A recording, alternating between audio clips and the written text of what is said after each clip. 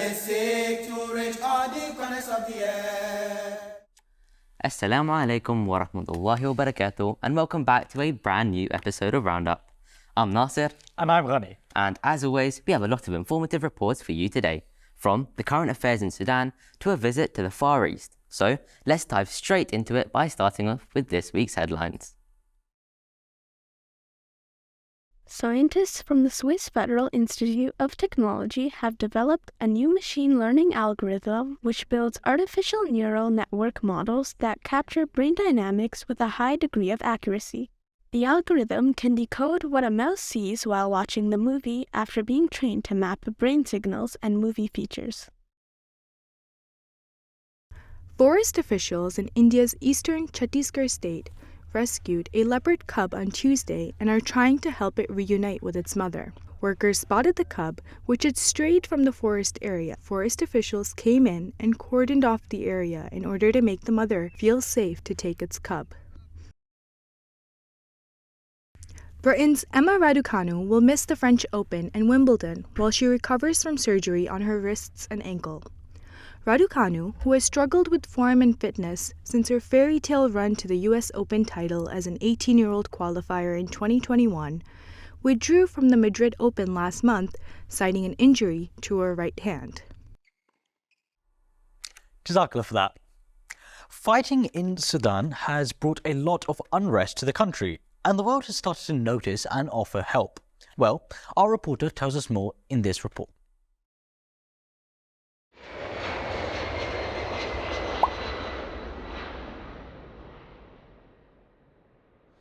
Heavy fighting broke out in Khartoum last month, the capital of Sudan. Since then, more than 100,000 people have fled the country. 500 have been killed and 4,000 injured. This is a story of two people vying for power and control. After 30 years of rule, Sudan's president Omar al-Bashir was ousted in a military coup in 2019. Two generals were responsible for removing the president from office: General Abdel Fattah Burhan and General Mohammed Hamdan Dagalo.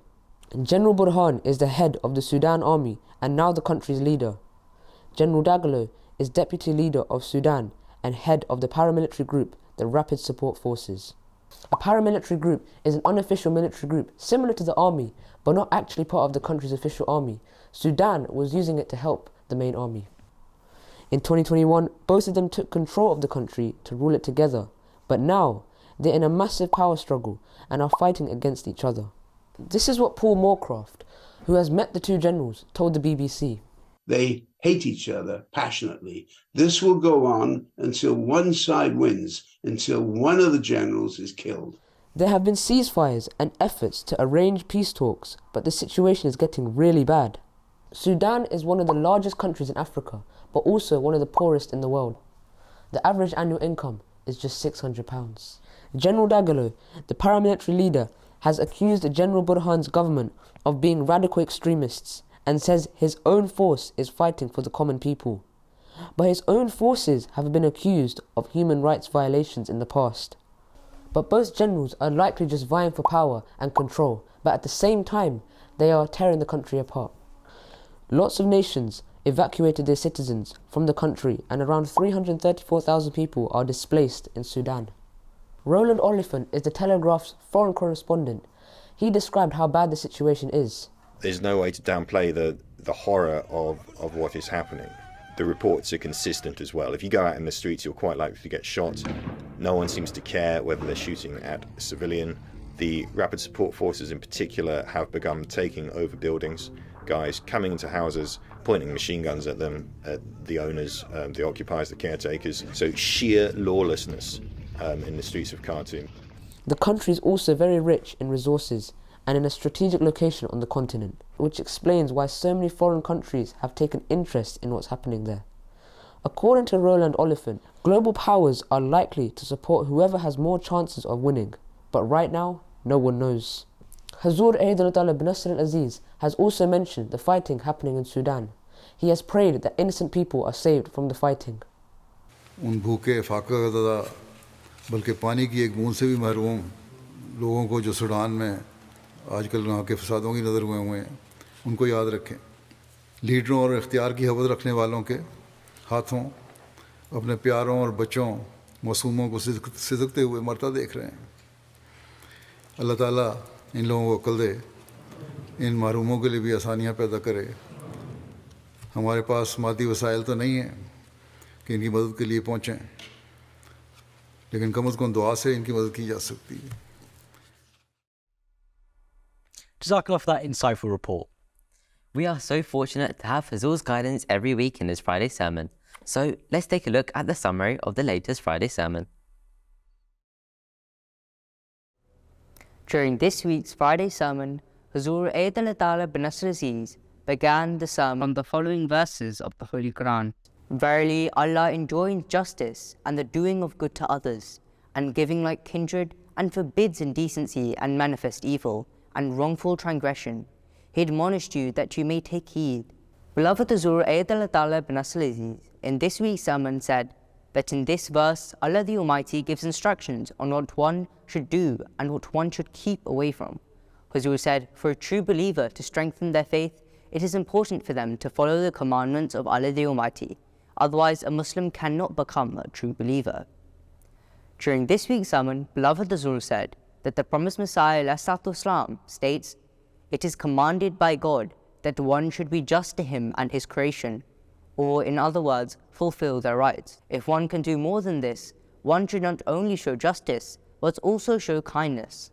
Furthermore, if one can go beyond this, then one should treat both God and his creation in such a way that they have no expectation of something in return for their kindness. Hazur Ayyadallah bin Nasr Aziz said that when it comes to humans, justice means to show your fellow human beings justice, to give them their rights, and to seek your rights from them in a just manner. Dear brothers and sisters, to help us understand this even better, if someone does good to us, to be just would be to do equally as good to them in return.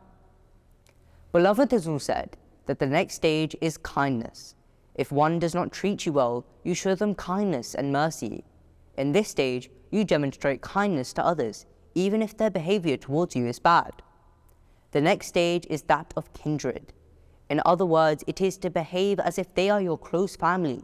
In this stage, all the kindness and compassion shown to others becomes selfless, and there is no expectation of anything in return, nor is there any selfish desire in mind. Hazur said that such kindness should be natural and emerge from the heart like the love that exists between family and relatives. Dear brothers and sisters, Hazur Ayyadallah bin Nasr Aziz stated that this is the standard we should show amongst one another, and then extend this love to others. Even if someone is not your family, you should treat them as if they are. Beloved Hazur said that the promised Messiah ﷺ states that one should treat others as though they are truly related to them. If one shows some kindness, sometimes they also mention that they were kind and bring up their acts of kindness. Hazur Ayyadallah bin Nasr Aziz gave the example of a mother who never brings up the favors and love she showed to her child. Our treatment of others should be like that of the mothers to a child.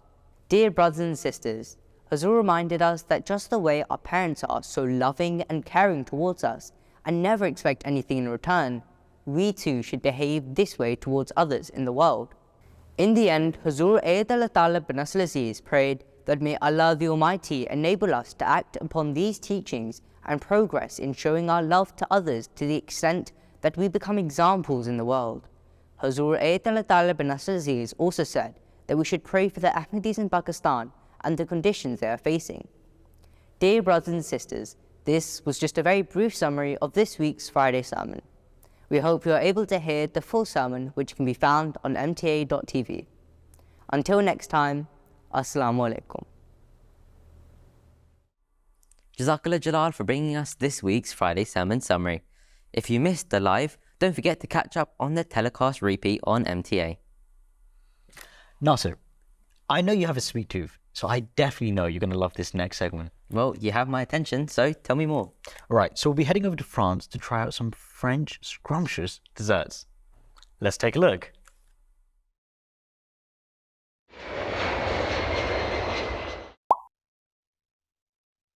Today, with the Nasrats of France, we decided to choose the topic of food, which is a very important part of our country. We focused on sweets, such as macaroons, and some other pastries as well.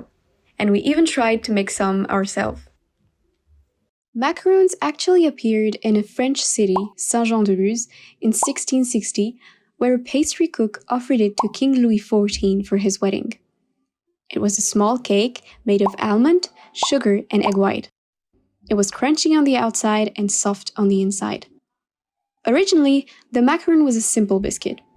It was only enriched with jams, spices, and liquors later in the 1830s. At the beginning of the 20th century, the Parisian macaroon was born. The pastry chef Ladurée imagined a sweeter and more fragrant macaroon enriched with jam or buttercream and colored. This new recipe, as we know it today, is a worldwide phenomenon. En fait, je dois prendre un macaron. On a des macarons sur la table dans une assiette. Je dois en prendre un et je dois essayer de deviner le goût. कौन सा? Pink, mini, brown वाला खाना है. ये वाला. Strawberry. Framboise. अच्छा लग रहा है? जी, मुझे चॉकलेट बहुत अच्छी लगती है. Ah, c'est framboise. The history of éclair began before 1850 in a French city called Lyon. Initially called Petite Duchesse, this pastry is made of flavored custard for the filling and fondant for the decoration. The very first recipe for millefeuille dates back to 1806. Its name comes from the superposition of 3 layers of puff pastry, separated by pastry cream and the top glazed with powdered sugar. Next time you visit France, don't forget to stop by a bakery and taste our sweets. Jazakallah for that. You know, Nasser, I really need to Google some French dessert places in the UK. Absolutely, me too. And finally, we just have enough time in this episode to head over to the Far East, where our reporter is going to show us Indonesia's national monument.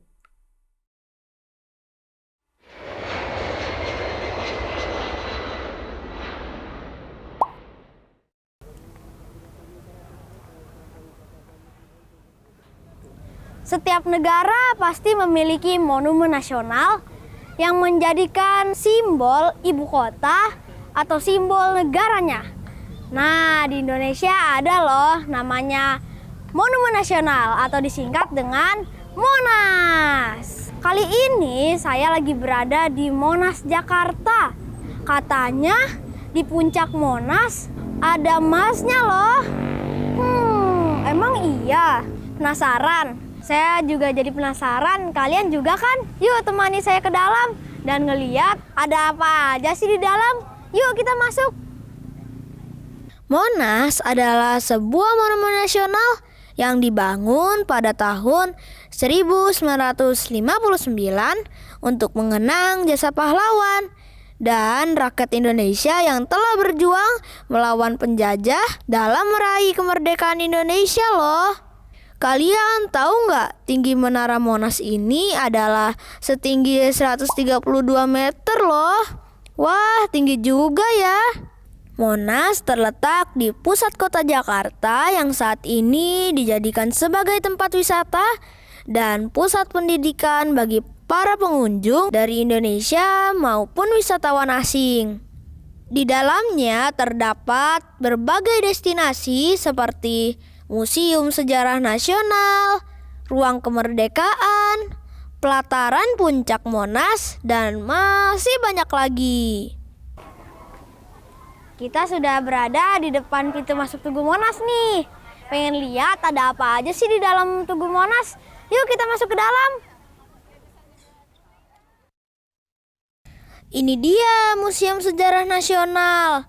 Di sini terdapat 51 diorama atau miniatur 3 dimensi yang menggambarkan sejarah Indonesia dari zaman penjajahan sampai Indonesia merdeka. Di lokasi selanjutnya ada ruangan kemerdekaan. Di ruangan ini menyimpan simbol kenegaraan dan kemerdekaan Republik Indonesia, seperti naskah asli proklamasi kemerdekaan Indonesia. lambang negara Indonesia yaitu Garuda Pancasila, dan peta kepulauan negara kesatuan Republik Indonesia yang berlapis emas. Nah, ini dia puncak paling atas Tugu Monas. Di sini terdapat teropong untuk melihat panorama Jakarta lebih dekat loh. Dari pelataran puncak Tugu Monas ini, kita dapat menikmati pemandangan seluruh penjuru kota Jakarta dan bisa melihat gedung-gedung pencakar langit. Kalian tahu nggak, di Tugu Monas ini dimahkotai lidah api yang dilapisi lembaran emas seberat 72 kg yang melambangkan semangat perjuangan yang menyala-nyala dari rakyat Indonesia. Tidak hanya di tempat bersejarah saja, kita juga bisa naik kereta wisatanya dan juga bisa menikmati taman-taman yang ada di sekitar Monas ini. Alhamdulillah selesai juga ya kita mengelilingi Monas. Ternyata capek juga ya. Tapi saya juga senang bisa mengelilingi Monas dan melihat pemandangan seluruh Jakarta dari puncak Monas. Lanjut, kita ngebahas apa lagi nih? Unfortunately, that's all we have time for in today's episode. So, Jazakallah for tuning in, and don't forget to join us next week when we'll be covering even more exciting topics from all around the world. We absolutely love hearing from you all, so do let us know what you thought of today's episode. You can simply leave us your comments at roundup@mta.tv or get in touch with us via one of our socials. Once again, Jazakallah for tuning in, and until next time, Assalamu alaikum. Oh, I shall call, oh, I shall call, I shall call, oh, I shall call, I shall call. Thy message to reach all the corners of the earth. Oh, I shall call, oh, I shall call, I shall call, oh, I shall call, I shall call. Thy message to reach all the corners of the earth.